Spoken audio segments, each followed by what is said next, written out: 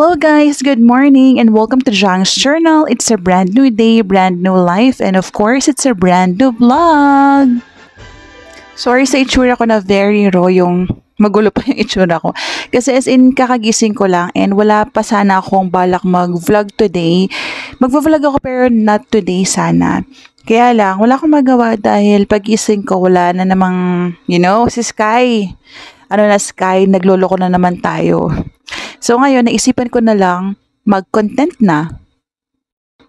So sakto naman na hindi pa ako kumakain and we have something from TikTok na the famous shirataki or shirataki dried rice. Ayan siya guys. So, hindi ko first time kumain nitong shirataki rice. Pero first time kong kakain or matitikman itong shirataki dried rice. So, chika ko lang, nakatry na ako talaga ng shirataki rice. Pero hindi yung dry. Yung, ano ba tawag dun? Basa siya para siyang may sabaw. And I didn't like it. Kasi unang-una, ano bang amoy nun? Pagkakatanda ko para siyang fishy, medyo malansa siya. And then, ang daming proseso bago mo maisaing yung hindi dry na shirataki rice. Pero eto, naintriga ako kasi sabi nila sa mga videos na napanood ko na very easy to cook lang daw. Actually, hindi na nga ata kailangan i-cook. Ibababad mo lang siya sa hot water and then, ayun na. So, we have to try it. Ayan pala siya guys. Kung hindi ko napakita ng maayos kanina, shirataki dried rice from Little Retail PH. Meron pala itong expiry date. So, next year siya mag-expire, July 2025. And then, kumuha na rin ako ng 1 kilo. So, now, i-transfer muna natin siya dito sa lagayan. And then, I'll be back. So, ito na nga siya guys na i-transfer ko na. Tingnan nyo, mukha talaga siyang totoong kanin. Mukha siyang totoong bigas. 'Di ba? Parang wala namang pinagkaiba. Pero, ay hindi, ito medyo mas maninipis siya ng konti. May konting difference siya sa totoong kanin. Pero, almost the same lang. Dumidikit pa sa kamay ko kasi pasmado feels. Tapos, mabango siya. I like it. So, tara, saingin na natin. Bale, nagiinit muna ako ng tubig, guys, kasi I forgot na wala pala akong mainit na tubig. So, let's just wait. Konti lang naman to. And now, let's try. Sabi, 1:1 lang. So, meron tayo nitong measuring cup na to. Kuha tayo ng 1 cup. Sakto na natin na 1 cup. Punuin na natin. Ayan, we have 1 cup. Ayan. Tapos, meron tayong ditong bowl. Lagay natin. So, ayan, meron tayong dito. 1 cup din daw nito.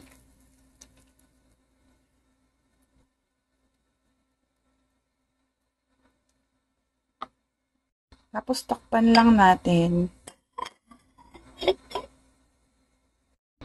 So, ayun guys, tinakpan muna natin siya. Ang problema, nakalimutan ko kung ilang minutes ba siya dapat nakababad na ganun.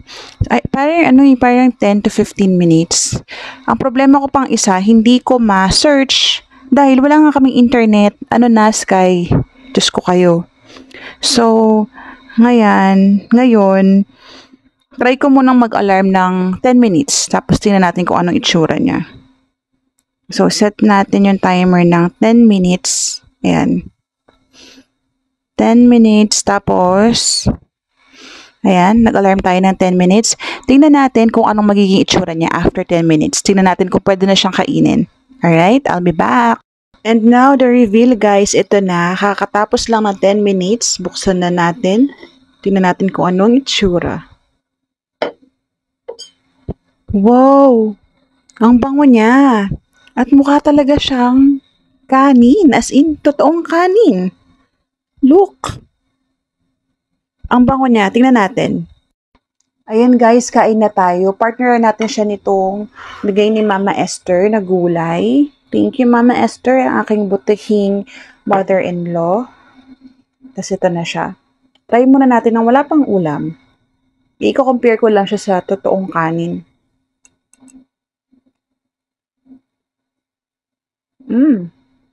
Mas malambot nga siya kaysa sa totoong kanin eh. Kasi kanin talaga siya guys, legit. Ang sarap. At ngayon, nalagyan ko na siya ng ulam. At ito na, totoong kain na tayo. Kain tayo guys.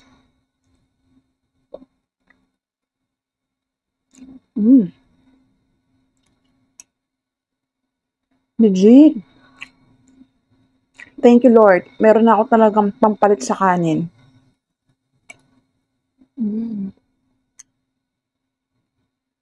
Legit.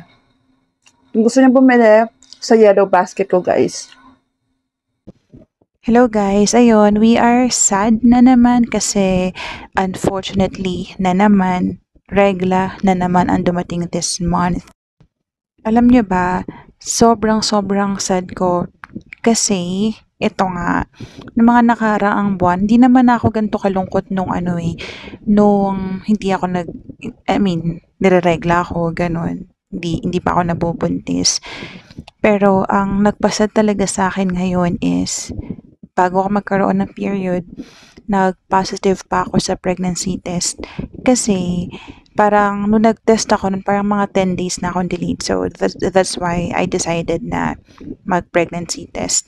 Chika ko lang din na matagal na akong hindi nagpipiti, mga ilang buwan na rin kasi nga ayokong saktan yung sarili ko. Parang hinihintay ko na lang na magkaroon ako ng regla, ganun. And in all fairness naman, hindi na ako nade-delay ng more than 7 days. Parang sumaksakto siya ng regla ko or hanggang 7 days lang na-delete. So, ayun, nung nag 10 days siya, nag-decide ako na mag-PT ulit. And then, ayun nga, nag-positive siya sa pregnancy test. Pero hindi pa ako nag-celebrate nun. Kasi, naalala ko, weekend siya. So, sabi ko, by Monday, dapat magpapacheck up na sa doctor. Come Monday, dumating yung period ko. And no, it's not implantation bleeding kasi period talaga siya as in yung normal na blood flow. And I don't think na it's miscarriage kasi wala namang buo-buo.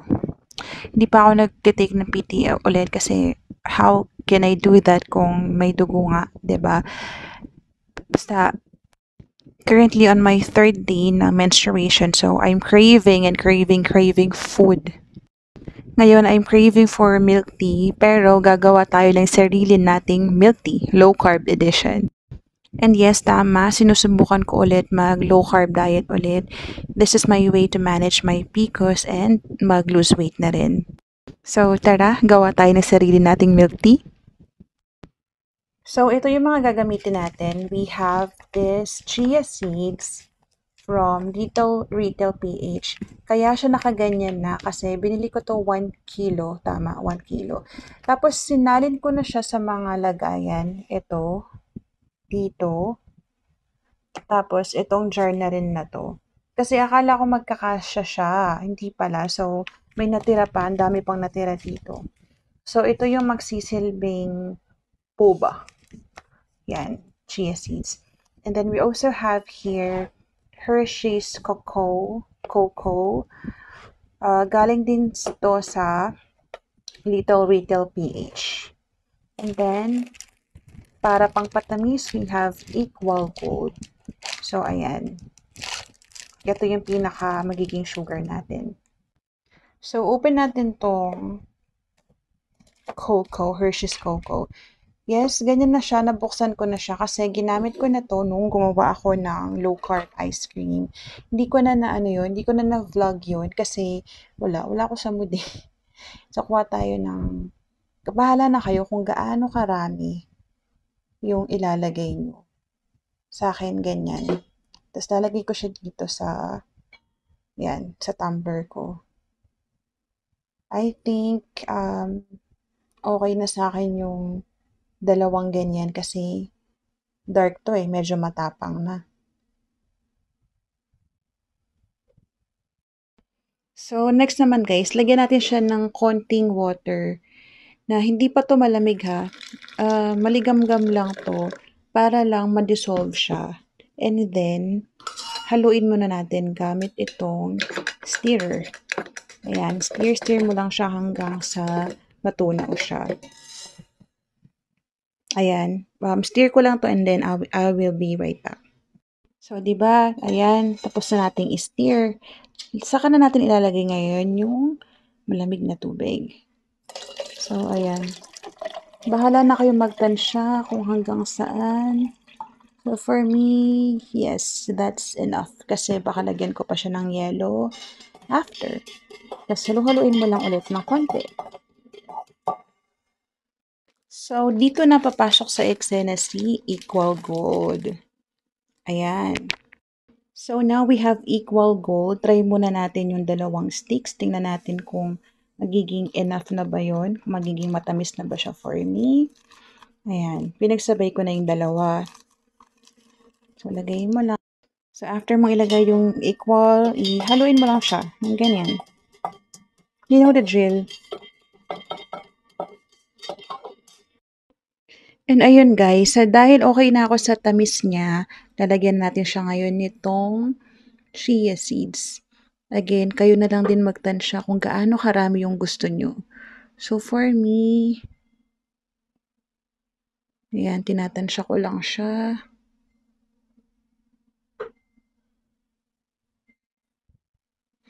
Ayan, tapos kayo na bahala, haluin nyo lang. So, bali ito yung amount ng chia seeds na gusto ko. Hinahalo ko lang siya. Tapos, ayan, hintayin ko lang na para maging, bubbles na yung consistency niya.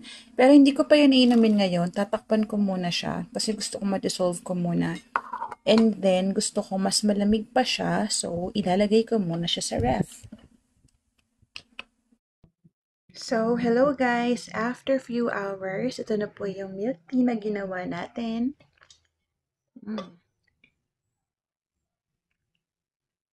Sarap. Hindi man siya as in kalasa nung milk tea na binibili natin sa labas. At least, andun pa rin yung tamis. And then, yung boba feels nung chia seeds. Kasi kahit maliliit siya, parang nag-expand siya. Ganun naman talaga yung chia seeds kapag nabababad na sa tubig. Parang nagiging bubbles siya sa bibig. So, okay na din as an alternative. And right now, kakatapos ko lang makipag-usap sa psychologist. Yes po. Dahil alam nyo na, mahirap talaga kapag utak na ang kalaban. Kaya I decided to seek help professionally na. Hoping and praying na ma-manage ko ulit to. Nagawa ko na before, so bakit hindi ko siya magagawa ngayon, di ba? So, kailangan ko lang talagang mag-gather ng strength and motivation. Thank you, Doctor. Kahit papano, you helped me realize things. At sana magtuloy-tuloy to and see you sa mga susunod nating sessions. And if you guys need mental health help as well, please do not hesitate to seek one. Kung mayroong provider yung company nyo na pwede nyong gamitin, please, gamitin nyo sila. Tawagan nyo. Makakatulong yun. Or kung wala namang provided na EAP or mental health consultation yung company nyo, I think meron namang government numbers na pwede nyong tawagan. I think libre din yun. So, susubukan kong i-search yung mga numbers na yun and then I will flash it sa screen so you can call them on your end. Always remember guys na mental health is as important as your physical health. Alright?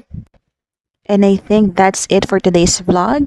Thank you so much for watching Jang's Journal. And before I let you go, I want to remind you that you are enough and beautiful the way you are. Thank you for watching Jang's Journal. I'll see you again next time. Good night.